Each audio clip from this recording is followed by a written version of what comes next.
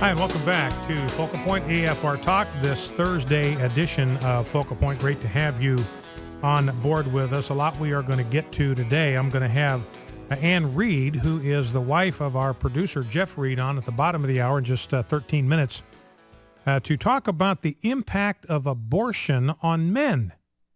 Now, we talk frequently about the impact of abortion on women, and we know it's devastating for women. It's fatal to the baby she carries, but it's devastating for the woman. What we often do not think about is the impact of abortion on men. And Ann Reed has written a very, just an excellent piece in the AFA Journal, which I want to encourage you to subscribe to. Go to afajournal.org, and we're going to kind of talk about what she discovered as she explored that topic. Now, we got some other things we want to get into before we get to that. I'm going to talk about the Darwinians and their latest absurd effort to explain the origin of life. We're going to spend the bulk of this segment on that. But, you know, one of the things we say frequently on this program is that this nation, this culture has to choose between homosexuality, the homosexual agenda, and religious liberty, because we cannot have both. Ladies and gentlemen, do not be under any illusion. It is them or us. Either if the homosexual agenda advances, religious liberty retreats. Every advance of the homosexual agenda comes at the expense of religious liberty. Every piece of turf it takes from religious liberty until all is gone. If they are not stopped, if they're not blockaded, if they're not stopped in their tracks, pretty soon it will not be long before there is no religious liberty left whatsoever for the Church of Jesus Christ. Now, let me give you an example. We see this a lot in educational settings. Here's a story from Bloemfontein, South Africa. We've seen this here in America, but it's going on all over the world. Piece from LifeSite News. A Christian academy in South Africa has come under attack in the media for offering to help homosexual students leave the gay lifestyle. The controversy began this past weekend when the Africa Sunday Times ran an article reporting that the Creer Training Center, a Christian arts, skills, and ministry training center based in Bloemfontein, South Africa, is offering ex-gay therapy. In other words, they're offering to help homosexuals leave the lifestyle. Now, a former student from the college has stepped up to defend the institution, saying it helped her at a time when she was ready to take her life. I happen to be one of those lesbians who have been offered a life-changing opportunity. She says she was on the verge of suicide when she came to the institute. When I came to Creer, I found healing that I can never explain. I had a split personality because I had to live two different lives. Creer showed me there was a way out and showed me God's amazing love for everyone. I will always be eternally grateful for what God in my life accomplished through Creer.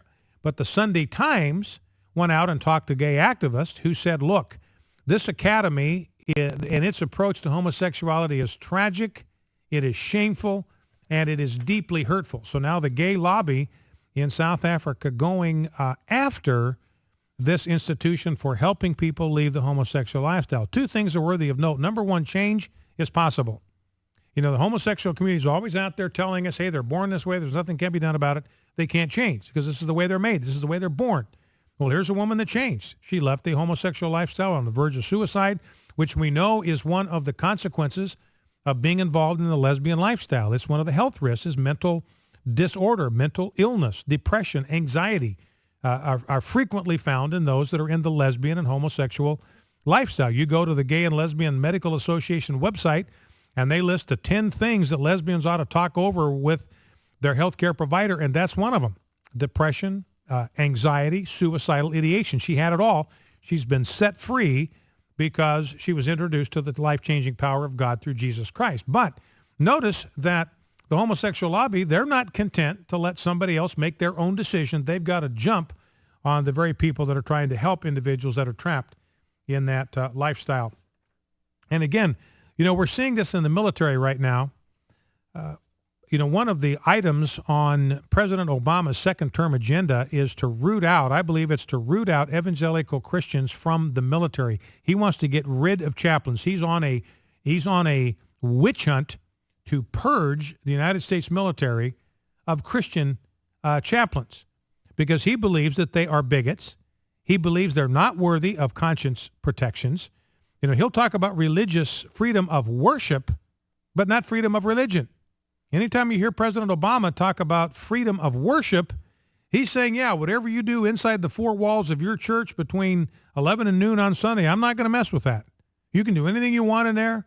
You can say anything you want in there, but I don't want you saying a peep outside the four walls of your church. That's what happened to Louis Giglio. In fact, he was punished for something he said from the pulpit, basically said inside the church.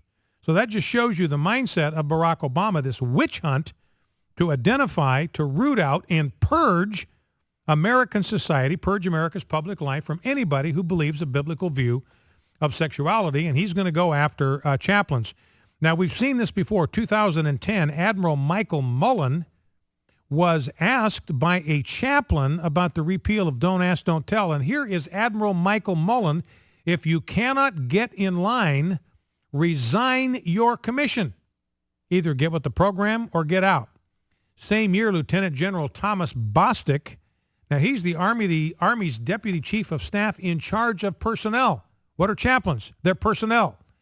This is what he said to military members who dissented from Obama's gay rights agenda. They ought to get out. He said this, unfortunately, we have a minority of service members who are still racists and bigoted, and you will never be able to get rid of all of them. Not going to stop Obama from trying. But these people opposing this new policy will need to get with the program, and if they can't, they need to get out. So in other words, there's going to be no place for a Christian who believes the Judeo-Christian system of values on sexuality. There's going to be no place for them in the United States military. They are not going to be allowed to serve our country in uniform. Now, this is what I wanted to get to, and I'm going to probably have to come back to this in the last segment of this hour, but I'm looking at a story from on the NBC News site today. Let's shift gears if we can, Rob, and pick up this as a separate segment. This is on the NBC News website. The title of the piece is "Theorists Are Pumped Up About Their New Origin of Life Proposal." Now, what does that tell you right there?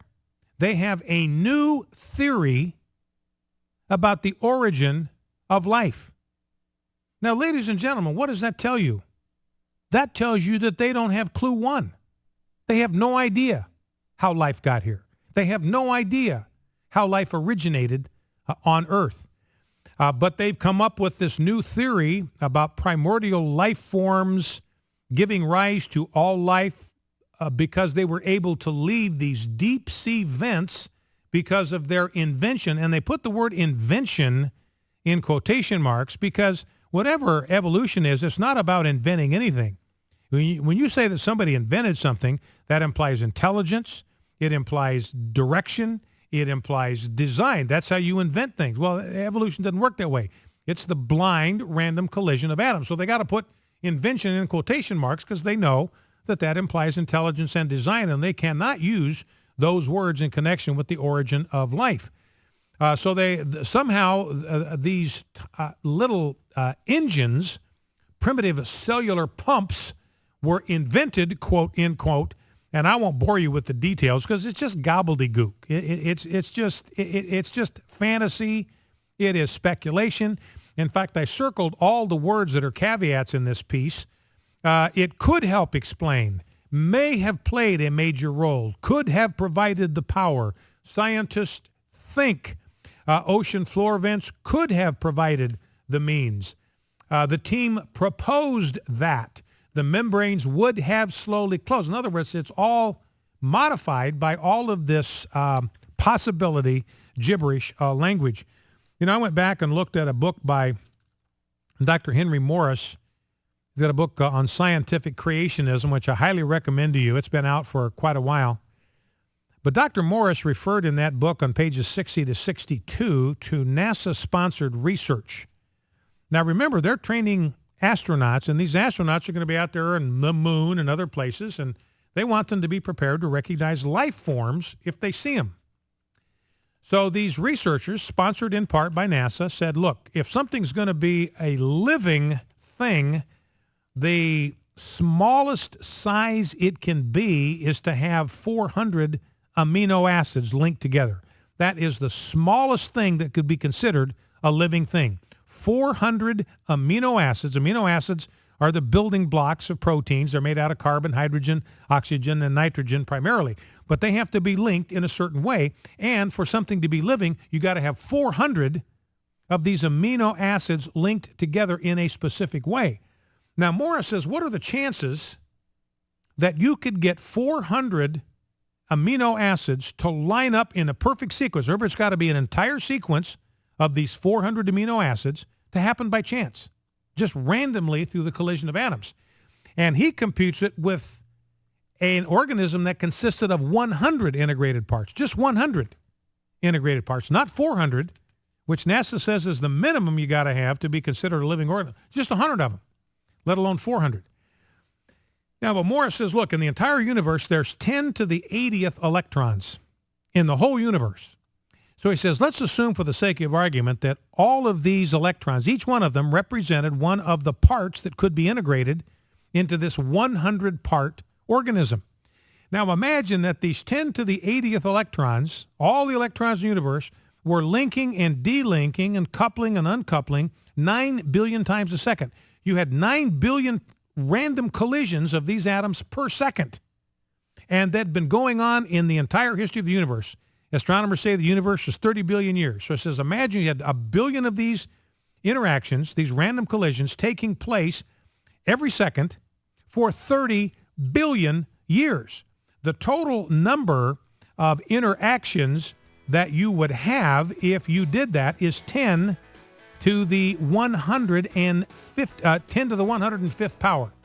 That's a 1 followed by 105 zeros. The problem is there are 10 to the 158th possible combinations of 100 parts. They could be combined and recombined in 10 to the 158th power. And if you had a billion of these interactions since the history of the universe, you'd only have 10 to the 105th number of interactions. So that means the chances that you'd get the right combination are 1 in 10 to the 53rd. Morris says this is one chance out of 100 million billion billion billion billion billion billion. So there's no chance at all. I'm sticking with God. He spoke and there was life. Focal Point AFR Talk.